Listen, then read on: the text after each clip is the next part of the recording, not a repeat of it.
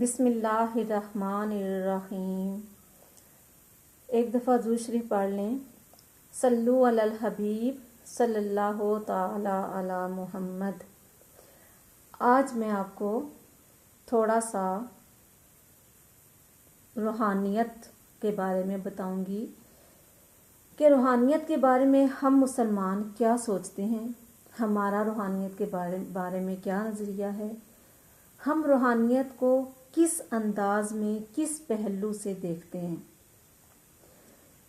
تو دیکھیں، ہمارا جو نظریہ ہے ہم مسلمانوں کا، بحیثیت مسلمان ہم سمجھتے ہیں کہ روحانیت کسی غیر مرئی طاقت کا نام ہے کہ جہاں پر کسی ایسے مقام پر خود کو پہنچا دینا کہ جہاں سے ہم پر غیب کی خبریں نازل ہونے لگ جائیں، ہمیں سچے خواب حاصل ہونے لگ جائیں، یا کوئی ایسی طاقت ہمیں نظر آنے لگ جائے یا مل جائے، ایسی صلاحیت ہمیں مل جائے کہ ہم ایک دم سے لوگ جو ہے نا وہ ہمارے قدموں میں آ جائیں۔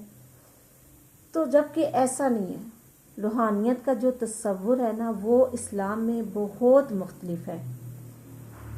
انسان جب اپنی مادیت بھری زندگی سے اور اپنی مادیت بھری زندگی کی کثافتوں سے تنگ آ جاتا ہے نا، اور عیش و عشرت سے، عیش و نشاط سے اس کا دل بھر جاتا ہے، تو اس کو فیل ہوتا ہے، اس کو نا اپنے اندر محسوس ہوتا ہے کہ اس کے اندر نا کسی چیز کی کمی ہے، اس کا دل بے چین رہتا ہے، اس کا دماغ بے چین رہتا ہے، مختلف طرح کے وہم اس کو گھیرے رکھتے ہیں، مختلف طرح کی نیگیٹیوٹی، مختلف طرح کی منفی سوچیں، ٹھیک ہے، یہ چیزیں جو ہے نا اس کو پریشان کرتی ہیں، اور جب یہ چیزیں اس کو حد سے زیادہ پریشان کرنے لگ جاتی ہیں تو پھر اس کے اندر ایک تڑپ، ایک جستجو پیدا ہوتی ہے، اور وہ تڑپ اور اس تڑپ اور جستجو کے اندر جو چیز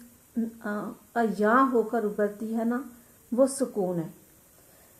مطلب اس تڑپ اور جستجو میں کے اندر اس کو جو فیل ہوتا ہے نا، اس کو یہ فیل ہوتا ہے کہ اس کو سکون کی ضرورت ہے۔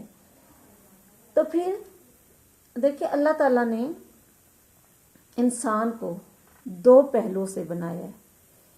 انسان کا ایک پہلو مادی پہلو ہے، جبکہ دوسرا روحانی پہلو ہے۔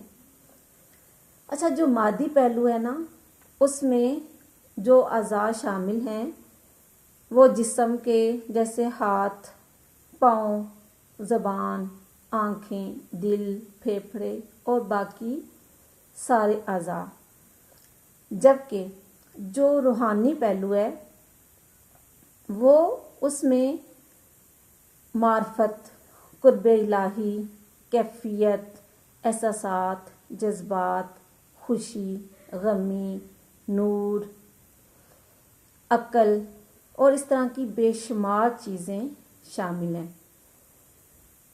تو روحانیت کیا ہے؟ اصل میں جو روحانیت ہے نا وہ سکون کا نام ہے۔ اگر ہم اپنی دنیا کے تمام مذاہب پر نظر دوڑائیں، دنیا کے مذاہب کا مطالعہ کریں تو ہمیں مختلف طریقے نظر آئیں گے، ایسے مختلف طریقے کہ جن پر عمل کر کے، جن کو اپنا کر، جن کو اڈاپٹ کر کے لوگ سکون حاصل کرنا چاہتے ہیں۔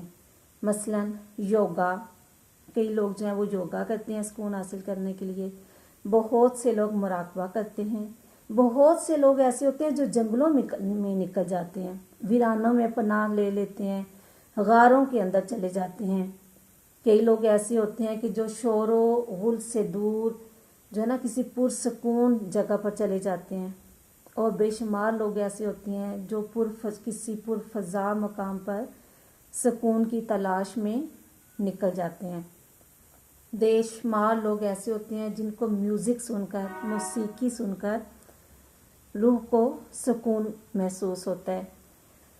لیکن جب ہم لوگ یہ تجربے کر لیتے ہیں نا تو ہمیں یہ سمجھ آتا ہے، ہمیں یہ محسوس ہوتا ہے کہ ہمیں سکون نہیں ملا، ٹھیک ہے، تو پھر کیا ہوتا ہے؟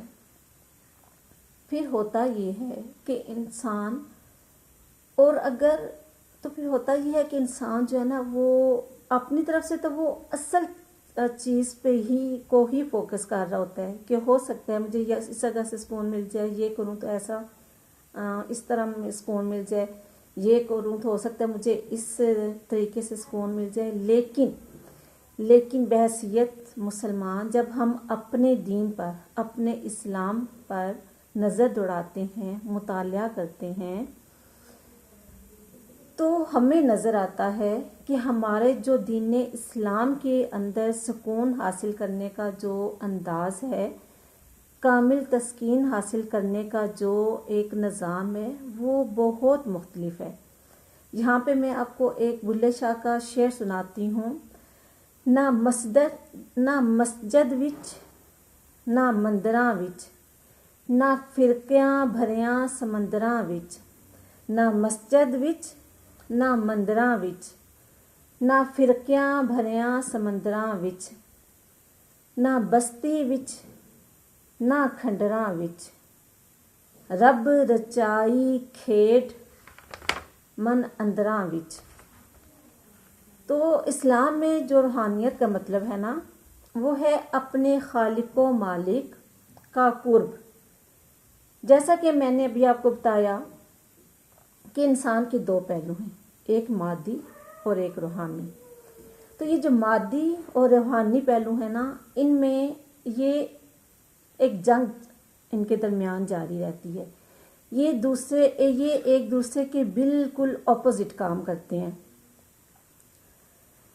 اگر کسی انسان نے سکون حاصل کرنا ہے نا، روحانیت حاصل کرنی ہے، تو اس کو اپنے رب کا قرب حاصل کرنا پڑے گا. اس کو اپنے پیارے نبی حضرت محمد صلی اللہ تعالی علیہ وآلہ وسلم سے عشق کرنا پڑے گا. اپنی شریعت سے، اپنے آقا علیہ الصلوۃ والسلام کی سنتوں سے محبت کرنی پڑے گی. اپنے قرآن پاک سے محبت کرنی پڑے گی. اور جو لوگ اس میں کامیاب ہو جاتے ہیں نا، اپنی مادی زندگی کو کچلنے میں کامیاب ہو جاتی ہیں، اپنی جو مادی زندگی کی جو آسائشیں ہوتی ہیں، عیش و عشرت ہوتا ہے، ان پر فوکس کرنا چھوڑ دیتے ہیں، دنیا کو حاصل کرنا چھوڑ دیتے ہیں اور صرف رب کی رضا حاصل کرنے میں لگ جاتے ہیں، تو ایسے لوگوں کو قرب الہی حاصل ہو جاتا ہے. اور جب قرب الہی حاصل ہو جائے تو پھر انسان کا پورا وجود، جسم کا ایک ایک حصہ اللہ کی بارگاہ میں جھک جاتا ہے. اور جب دل، دماغ اور جسم کے سارے اعضاء اللہ تعالیٰ کی بارگاہ میں جھک جاتے ہیں، تو پھر سکون کے دروازے اس پر کھول دیے جاتے ہیں.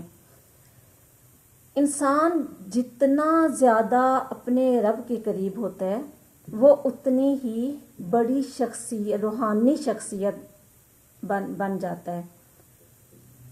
اور ہمارے پاس جو دین اسلام کے اندر جو قرب حاصل کرنے کے طریقے ہیں، وہ میں آپ کو بتا چکی ہوں. ایک قرآن پاک، دوسرا سنت. آقا علیہ الصلوۃ والسلام نے فرمایا کہ جس کا ترجمہ کچھ یوں ہے: میں تم میں دو چیزیں چھوڑے جا رہا ہوں، جب تک تم ان دو چیزوں پر عمل کرو گے گمراہ نہیں ہوگے. اب وہ دو چیزیں کون سی ہیں؟ ایک قرآن پاک اور دوسرا میری سنت، یعنی آقا علیہ الصلوۃ والسلام کی سنت. تو دعا کرتی ہوں کہ اللہ تعالی ہمیں روحانیت عطا کریں اور اللہ تعالی ہمیں اپنا قرب عطا کریں. ہمیں مادی زندگی کہ ہمارے دل کو مادی زندگی کی جستجو سے پاک کر کے ہمارے دلوں میں اللہ تعالیٰ صرف اور صرف اسلام کی سنتوں کی، اپنے آقا، اپنے محبوب نبی آقا علیہ الصلوۃ والسلام کی محبت پیدا کر دے. وما علینا الا البلاغ المبین.